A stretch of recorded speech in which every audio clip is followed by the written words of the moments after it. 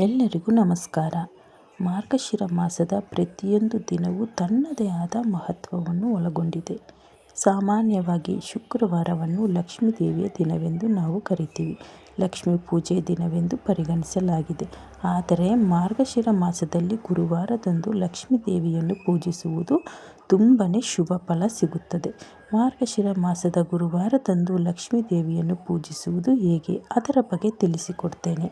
ಮಾರ್ಗಶಿರ ಮಾಸ 2025 ಈಗಾಗಲೇ ಪ್ರಾರಂಭವಾಗಿದೆ. ಈ ಮಾಸದಲ್ಲಿ ಭಗವತಿ ದೇವಿಯ ಆರಾಧನೆಯನ್ನು ಮಾಡುವುದು ತುಂಬ ಶುಭ ಫಲ ಪ್ರಾಪ್ತಿಯಾಗುತ್ತದೆ. ಅಷ್ಟೇ ಮಾತ್ರವಲ್ಲ, ಮಾರ್ಗಶಿರ ಮಾಸದಲ್ಲಿ ಲಕ್ಷ್ಮೀ ದೇವಿಯನ್ನು ಸ್ಥಾಪಿಸಿ ಪೂಜೆಯನ್ನು ಮಾಡುವ ಸಂಪ್ರದಾಯವೂ ಇದೆ.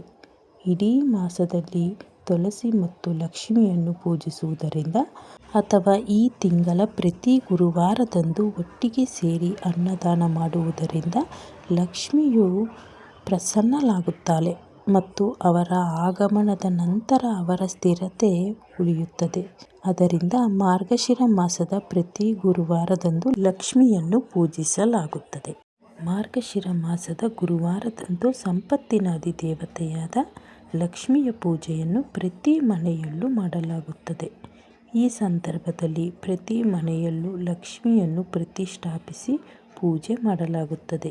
ಲಕ್ಷ್ಮೀ ತಾಯಿಯನ್ನು ಮೆಚ್ಚಿಸಲು ಮನೆಯ ಬಾಗಿಲಲ್ಲಿ ಮತ್ತು ಮನೆಯ ಮುಖ್ಯ ಬಾಗಿಲಿನಿಂದ ಲಕ್ಷ್ಮಿಯ ಪಾದವನ್ನು ಬಿಡಿಸಿ 2 ತುಪ್ಪದ ದೀಪವನ್ನಚ್ಚಿ ರಂಗೋಲಿಯನ್ನು ಬಿಡಿಸಿ ದೀಪಗಳ ಅಲಂಕಾರ ಮಾಡಿ, ನಂತರ ಲಕ್ಷ್ಮೀ ದೇವಿಯ ಪೀಠವನ್ನು ಮಾವಿನ ಎಲೆ, ವೀಳ್ಯದೆಲೆಯಿಂದ ಅಲಂಕರಿಸಿ ಕಲಶವನ್ನು ಸ್ಥಾಪಿಸಿ ಮತ್ತು ಲಕ್ಷ್ಮಿಯನ್ನು ಪೂಜಿಸಿ ಮತ್ತು ಅವಳಿಗೆ ವಿಶೇಷ ನೈವೇದ್ಯಗಳನ್ನು ಅರ್ಪಿಸಬೇಕು. ಮಾರ್ಗಶಿರ ಮಾಸದ ಗುರುವಾರದ ಪೂಜೆಯಲ್ಲಿ ಪ್ರತಿ ಗುರುವಾರ ಲಕ್ಷ್ಮೀ ದೇವಿಗೆ ಇಷ್ಟವಾದ ನೈವೇದ್ಯಗಳನ್ನು ಅರ್ಪಿಸಬೇಕು.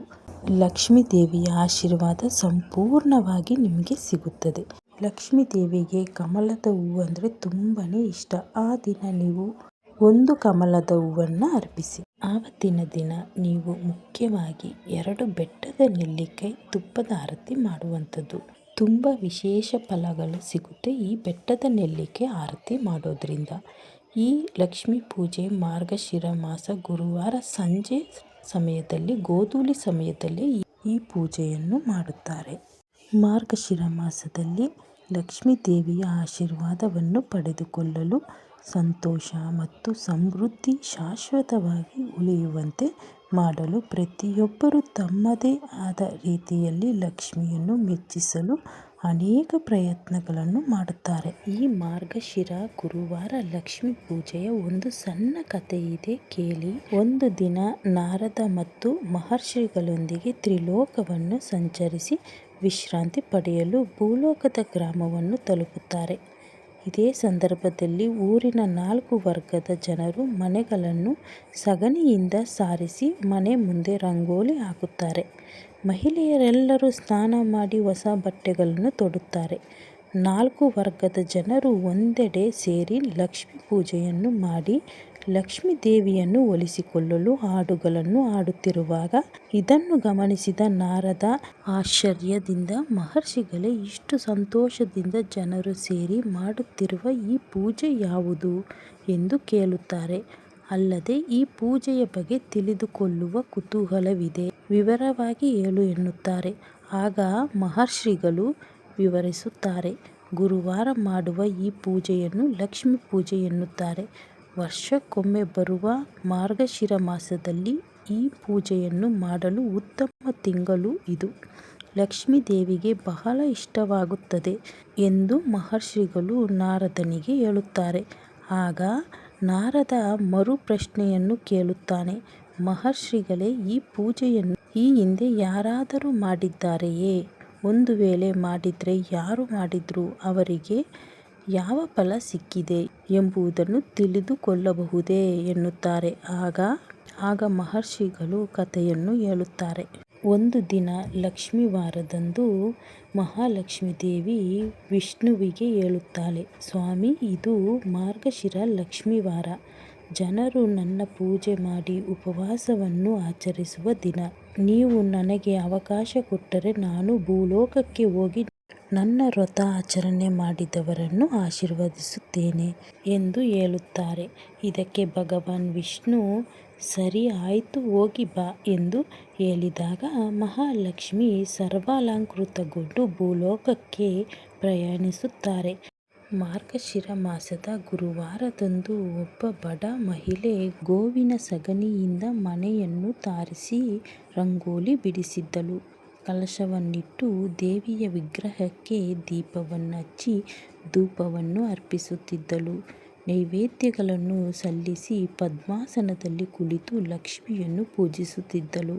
ಬಡ ಮಹಿಳೆಯ ಭಕ್ತಿಗೆ ಮೆಚ್ಚಿದ ಮಹಾಲಕ್ಷ್ಮಿ ಅವಳ ಮನೆಗೆ ಭೇಟಿ ನೀಡುತ್ತಾಳೆ. ಓ ಭಕ್ತ ಮಹಿಳೆ, ನಿಮ್ಮ ಭಕ್ತಿಯನ್ನು ಮೆಚ್ಚುತ್ತೇನೆ ಎಂದಳು. ಸಾಕ್ಷಾತ್ ಲಕ್ಷ್ಮೀದೇವಿಯನ್ನು ನೋಡಿದ ಆ ಮಹಿಳೆ ಮೂಕವಿಸ್ಮಯತ್ತಳಾಗುತ್ತಾಳೆ. ಅಲ್ಲದೆ ದೇವಿಯಿಂದ ಏನನ್ನೂ ಬಯಸಲಿಲ್ಲ. ಆಗ ಲಕ್ಷ್ಮೀದೇವಿ, ನೀನು ಕೇಳದೆಯೇ ನಾನು ವರವನ್ನು ಕೊಡುತ್ತಿದ್ದೇನೆ. ನೀವು ಸಾಯುವವರೆಗೂ ಎಲ್ಲ ಸಂಪತ್ತನ್ನು ಅನುಭವಿಸುತ್ತೀರಿ. ಮರಣದ ನಂತರ ನೀನು ವೈಕುಂಠಕ್ಕೆ ಹೋಗುವೆ. ನನ್ನ ಹೆಸರಿನಲ್ಲಿ ಮಾಡುವ ಉಪವಾಸ ಬಿಡಬೇಡ. ವಿಷ್ಣುಮೂರ್ತಿಯ ಕೃಪೆಯೂ ಸಿಗಲಿದೆ ಎಂದು ಹೇಳುತ್ತಾಳೆ.